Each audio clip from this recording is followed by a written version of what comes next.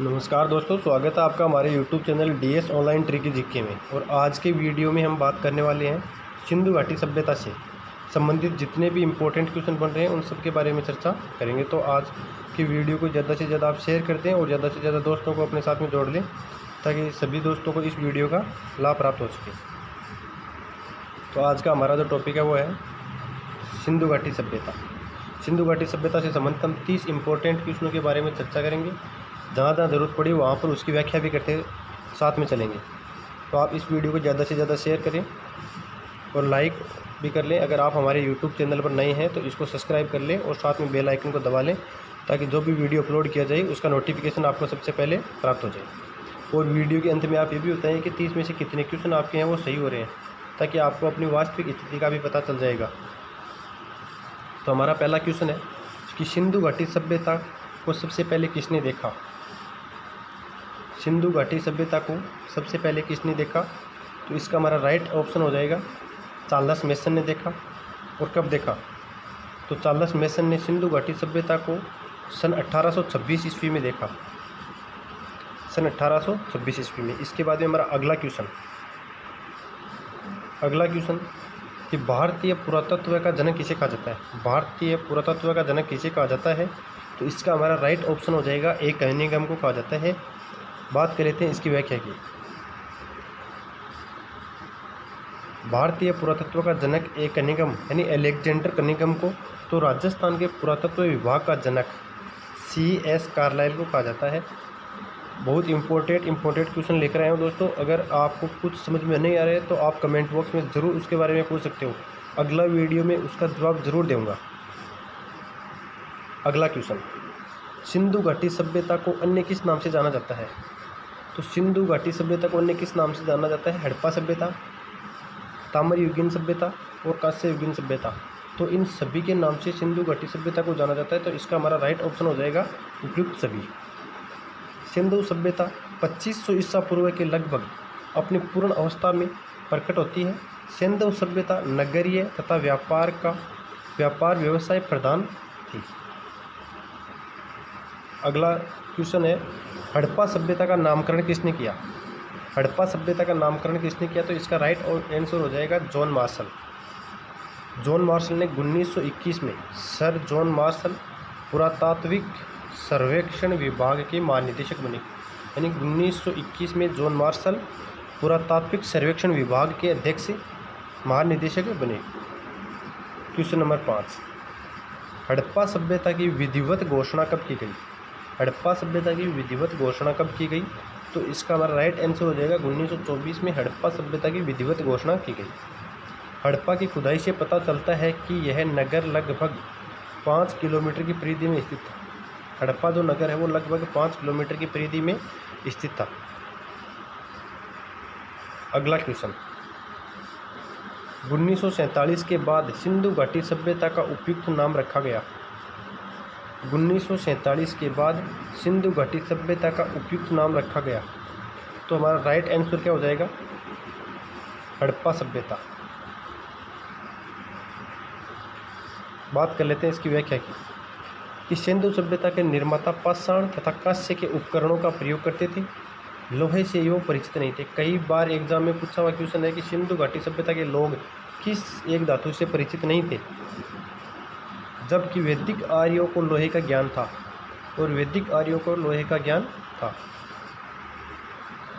अगला क्वेश्चन, उत्तर से दक्षिण सिंधु सभ्यता का विस्तार है। उत्तर से लेकर दक्षिण से सिंधु सभ्यता का विस्तार है। तो इस क्वेश्चन का हमारा राइट आंसर क्या हो जाएगा? मांडा से देमाबाद तक। मांडा से लेकर कहाँ तक है? देमाबाद तक। सिंधु घाटी सभ्यता का उत्तर से दक्षिण विस्तार मांडा से देमाबाद। तो पश्चिम से पूर्व की बात करते हैं। पश्चिम से पूर्व में सूतका गेंडोर से आलमगीरपुर तक है। कहाँ से लेकर? आलमगीरपुर तक। अगला क्वेश्चन, सिंधु घाटी सीमा का सर्वप्रथम निर्धारण किसने किया। सिंधु घाटी सीमा का जो सिंधु घाटी की सीमा है उसका सर्वप्रथम निर्धारण किसने किया? तो हमारा राइट आंसर हो जाएगा S.R. राव ने किया। तो इसका राइट आंसर क्या हो जाएगा? S.R. राव। इतिहासकारों का एक वर्ग हड़प्पा संस्कृति की उत्पत्ति को मेसोपोटामिया के प्रभाव से उत्पन्न मानता है।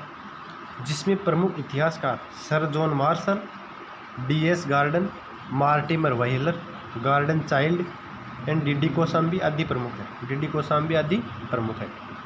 अगला क्वेश्चन, निम्न में से किसने हड़प्पा सभ्यता की उत्तरी सीमा अफगानिस्तान से अमर दरिया किनारे स्थित सूरतगोई को माना है? निम्न में से किसने हड़प्पा सभ्यता की उत्तरी सीमा, जो उत्तरी सीमा है उसको अफगानिस्तान से अमर दरिया के किनारे सूरतगोई को माना है? तो इसका हमारा राइट आंसर क्या हो जाएगा? पास्केल ने माना है। सिंधु घाटी सभ्यता का आकार त्रिभुजाकार है। कई बार एग्जाम में पूछा गया है कि सिंधु घाटी सभ्यता का आकार है, तो त्रिभुजाकार आपको याद रखना है, जिसका विस्तार अफगानिस्तान, भारत और पाकिस्तान 3 देशों में है। अगला क्वेश्चन, सिंधु घाटी सभ्यता का विस्तार है 12,99,600 वर्ग किलोमीटर, और कई बार आपको ऑप्शन में लगभग 13 लाख वर्ग किलोमीटर भी मिल सकता है। तो इसका राइट आंसर क्या हो जाएगा? 12,99,600 वर्ग किलोमीटर। सिंधु घाटी सभ्यता का विस्तार 12,99,600 वर्ग किलोमीटर या लगभग 13 लाख वर्ग किलोमीटर है, जिसकी बात हम ऊपर कर चुके हैं। अगला क्वेश्चन, स्वतंत्रता के बाद सिंधु घाटी सभ्यता के सर्वाधिक स्थल कहाँ मिले? स्वतंत्रता के बाद की बात हो रही है। स्वतंत्रता के बाद सिंधु घाटी सभ्यता के सर्वाधिक स्थल कहाँ मिले? तो इसका राइट आंसर हो जाएगा गुजरात, सुरकोटड़ा, धोलावीरा, लोथल जैसे प्रसिद्ध खुदाई स्थल हमें गुजरात से मिले हैं। राजस्थान में सिंधु घाटी सभ्यता के प्रमुख स्थल हैं। राजस्थान में, तो राजस्थान में सिंधु घाटी सभ्यता के कौन से है? कालीबंगा और पीलीबंगा दोनों है। तो इसका राइट ऑप्शन हो जाएगा सी, कालीबंगा, पीलीबंगा, और दोनों है कहाँ पर?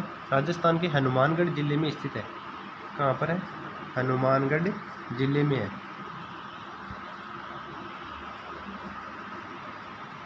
कालीबंगा व पीलीबंगा राजस्थान के हनुमानगढ़ जिले में स्थित है। कई बार पूछ लिया जाता है कि कालीबंगा या पीलीबंगा का संबंध राजस्थान के किस जिले से है? तो हमारा आंसर क्या होना चाहिए? हनुमानगढ़। अगला क्वेश्चन, मोहनजोदड़ो स्थित है। मोहनजोदड़ो स्थित है पाकिस्तान में, भारत में, अफगानिस्तान में, गंगानगर में। तो इसका राइट आंसर क्या हो जाएगा? पाकिस्तान। मोहनजोदड़ो कहाँ पर स्थित है? पाकिस्तान में। मोहनजोदड़ो पाकिस्तान के सिंध प्रांत के लारकाना जिले में स्थित है और सिंधु नदी के किनारे पर स्थित है। कौन सी नदी के? सिंधु नदी के किनारे पर स्थित है। अगला क्वेश्चन की बात कर लेते हैं।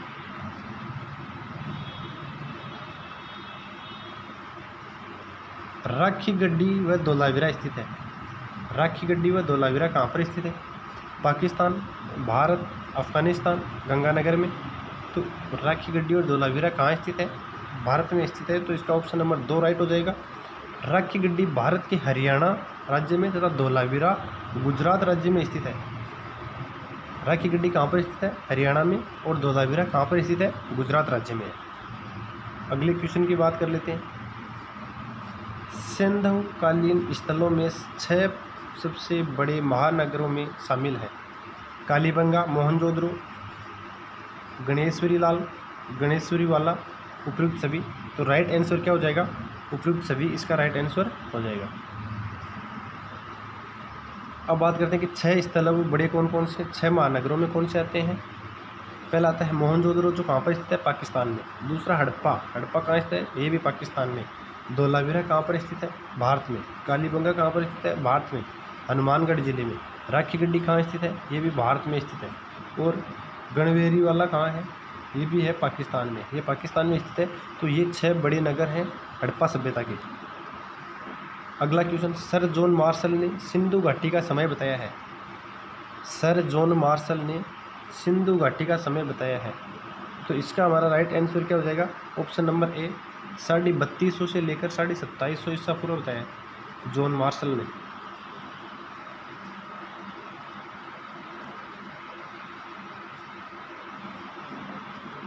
अब अगले क्वेश्चन की बात करते हैं, या इसकी व्याख्या कर लेते हैं पहले कि माधव स्वरूप वत्स ने सिंधु घाटी सभ्यता का समय 3500 से 2700 वर्ष ईसा पूर्व बताया।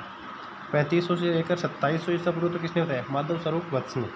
डेल्स ने बताया 2900 से लेकर 1900 ईसा पूर्व है, तथा NCERT के अनुसार 2500 से लेकर 1800 ईसा पूर्व माना जाता है। लोथल किस नदी के किनारे बसा हुआ है? कई बार इंपॉर्टेंट क्वेश्चन आप इसको लगा सकते हो, कई बार एग्जाम में पूछा हुआ है कि लोथल किस नदी के किनारे है। तो इसका हमारा राइट आंसर क्या हो जाएगा? भोगवान नदी के किनारे स्थित है। लोथल नगर गुजरात के अहमदाबाद जिले के, लोथल कहाँ पर है? लोथल गुजरात के अहमदाबाद जिले के सरगावाला गांव के समीप धौलवी तालुका गांव में भोगवा या भोगना नदी के किनारे स्थित है। किस नदी के किनारे स्थित है? भोगना या भोगवा नदी के किनारे स्थित है। अगला क्वेश्चन, बालाकोट किस नदी के किनारे स्थित है? तो बात हो रही है कि बालाकोट किस नदी के किनारे स्थित है। तो इसका राइट आंसर क्या हो जाएगा? बिंदार। आप याद रख सकते हो कि इसमें भी क्या आ रहा है? ब आ रहा है, और इसमें भी क्या आ रहा है? ब। तो बालाकोट हो जाएगा बिंदार के किनारे स्थित है। बालाकोट वर्तमान पाकिस्तान के दक्षिणी भाग में, और बालाकोट है कहाँ? वर्तमान पाकिस्तान के दक्षिणी भाग में अरब सागर के किनारे मोहनजोदड़ो से दक्षिण पश्चिम दिशा में स्थित है। यह एक बंदरगाह नगर है जो सीप उद्योग के लिए प्रसिद्ध था। किसके लिए प्रसिद्ध था? सीप उद्योग के लिए प्रसिद्ध था। अगला क्वेश्चन, सूतगा गेंडोर कहाँ स्थित है? भारत, अफगानिस्तान, नेपाल, पाकिस्तान। तो कहाँ पर स्थित रहेगा? सूतगा गेंडोर पाकिस्तान में स्थापित है। अगला कि सूतगा गेंडोर नामक स्थल ईरान के निकट पाकिस्तान के बलूचिस्तान प्रांत में दासक नदी के किनारे स्थित है। सूतगा गेंडोर कौन सी नदी के किनारे स्थित है? कई बार एग्जाम में पूछा हुआ है। तो कौन सी नदी के किनारे स्थित है? दासक नदी के किनारे। अगला क्वेश्चन, अल्लाह है दिनों की खोज किसने की? अल्लाह है दिनों की खोज किसने की? तो इसका राइट आंसर हो जाएगा फेयर सर्विस। और सूतगा गेंडोर की खोज किसने की? इसके साथ में ये भी बता देते हैं, जो सूतगा गेंडोर है इसकी खोज किसने की थी? ओरेल स्टाइन ने। सूतगा गेंडोर की ओरेल स्टाइन ने की है। कार्बन डेटिंग पद्धति की खोज किस वैज्ञानिक ने की? तो कार्बन डेटिंग पद्धति क्या होती है कि इसमें किसी वस्तु का है वो अर्धायु काल का पता करके ये पता लगाया जाता है कि ये किस काल की है या कितनी पुरानी है। तो इसका हमारा राइट आंसर क्या हो जाएगा? विलियर्ड लिब्बी ने की। विलियर्ड लिब्बी ने।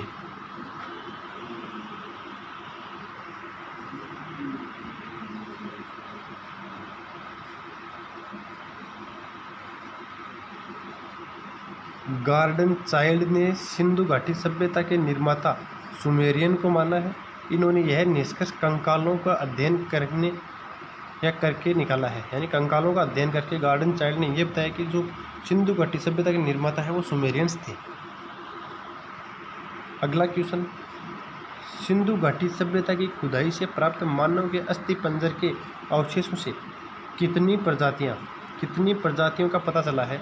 तो इसमें राइट आंसर 4 हो जाएगा कि 4 प्रजातियों का पता सिंधु घाटी सभ्यता की खुदाई से प्राप्त मानव के अस्थि पंजर से चला है।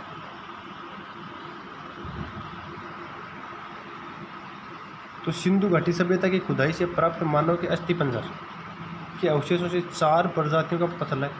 एक है प्रोटो ऑस्ट्रेलिड, दूसरी है भूमध्य सागरीय, या ये जो सर्वाधिक प्रजाति को इसका पता चला है भूमध्य सागरीय। तीसरी है मंगोलॉइड, और चौथी है अल्पाइन या निग्रेटो।